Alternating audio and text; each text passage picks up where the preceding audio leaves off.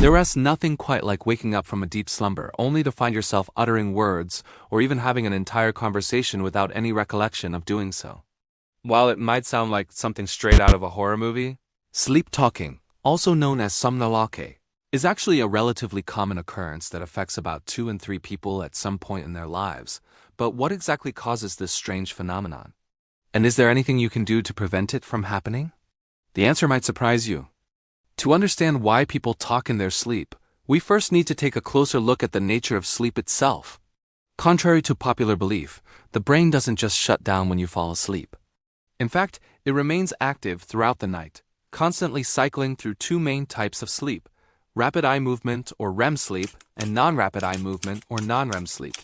Non-REM sleep is a relatively calm state that makes up about 75% of our total sleep time.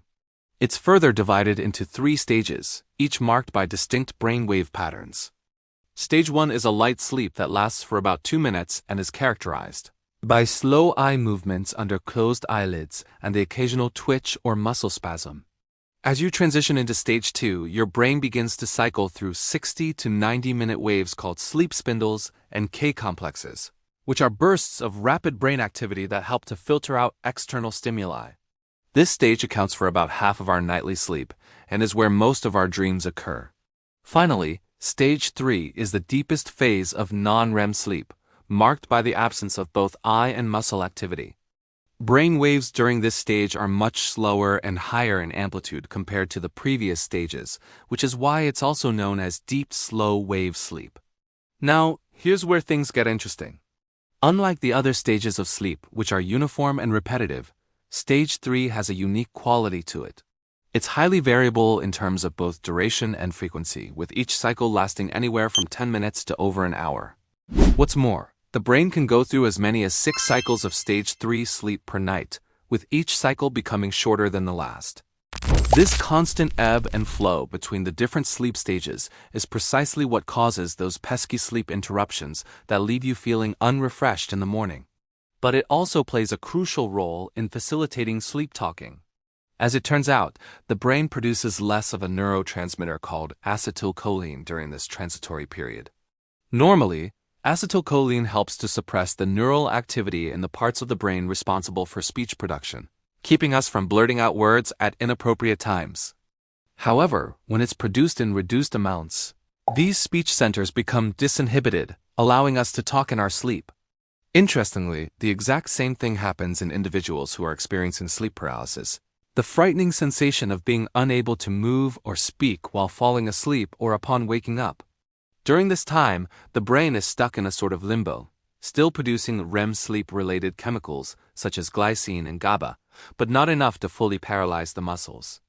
As a result, people who experience sleep paralysis often report seeing or feeling hallucinations as their brains try to make sense of the strange sensations they re-experiencing. Ultimately, the reason why some people talk in their sleep while others don't comes down to genetics. If your parents did it, chances are you will too.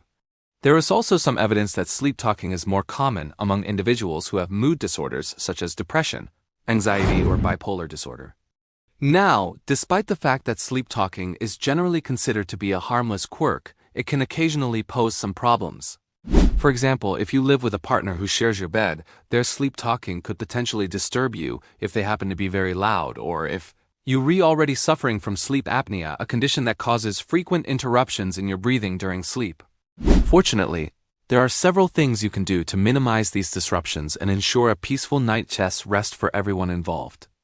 First, it's important to identify any potential triggers that may be contributing to your sleep talking, such as stress or anxiety. If necessary, take steps to reduce these stressors and create a more relaxing bedtime routine for yourself.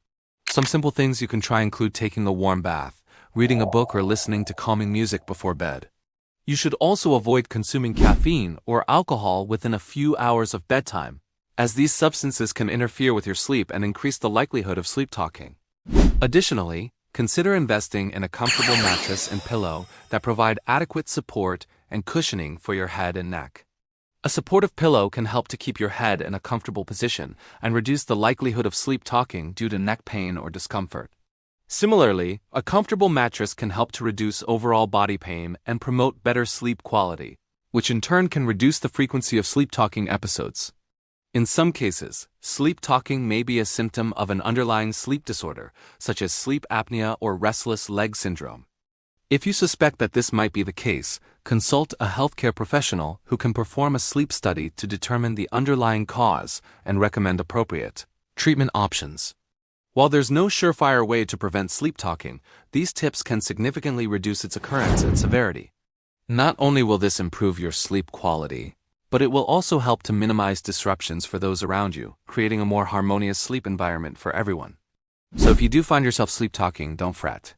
It's a common occurrence that affects many people. By making a few simple changes to your sleep habits and environment, you can minimize its impact and ensure a restful night's sleep for yourself and everyone around you. Now let's move on to the second part of the video. The scientific community has long been fascinated by the intricate workings of the human brain, particularly during sleep. One of the most perplexing aspects of sleep is the phenomenon known as REM sleep, which was discovered in 1953 by researchers who were studying cats. These scientists noticed that the cats would suddenly become rigid and immobile during certain phases of their sleep, resembling a state of paralysis. Further investigation revealed that this unusual behavior was accompanied by rapid eye movements, which gave rise to the term REM sleep. Subsequent studies in humans confirmed that REM sleep is a universal characteristic of mammalian sleep, and it quickly became one of the most intriguing areas of sleep research. Scientists have made significant progress in understanding the neurophysiology of REM sleep.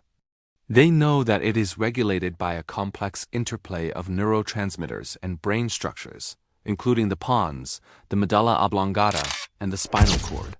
These structures work together to control the muscle activity during REM sleep and ensure that the brain remains active while the body remains still.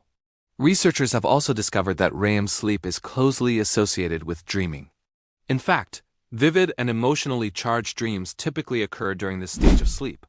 The exact relationship between REM sleep and dreaming is still not fully understood, but it's clear that they are closely linked phenomena. One of the most remarkable aspects of REM sleep is its close resemblance to wakefulness. During this stage, the brain exhibits high levels of activity, similar to when a person is wide awake. In fact, brain scans have shown that the levels of glucose metabolism during REM sleep are almost as high as during wakefulness.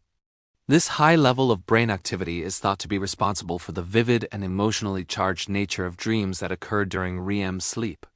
Researchers have proposed various theories to explain the purpose and importance of REM sleep. One prevalent theory is that REM sleep plays a crucial role in memory consolidation, helping to transfer information from short-term to long-term memory. Another theory suggests that REM sleep is essential for emotional processing, allowing the brain to regulate and respond to the emotional content of dreams. According to this theory, REM sleep provides an opportunity for the brain to process and regulate emotions that may have been suppressed or not fully processed during wakefulness. This could explain why people often experience a range of emotions during dreams, including fear, sadness, joy, and anger. REM sleep may provide a safe space for the brain to confront and process these emotions, leading to a more balanced and stable emotional state upon waking.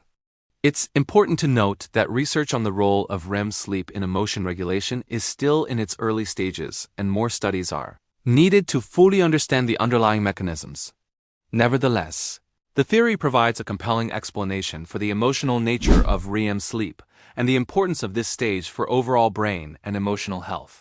While scientists have made significant strides in understanding the neurophysiology and functions of REM sleep, there is still much that remains unknown. Future research will undoubtedly shed more light on the complexities of this fascinating stage of sleep and its importance for our overall well-being.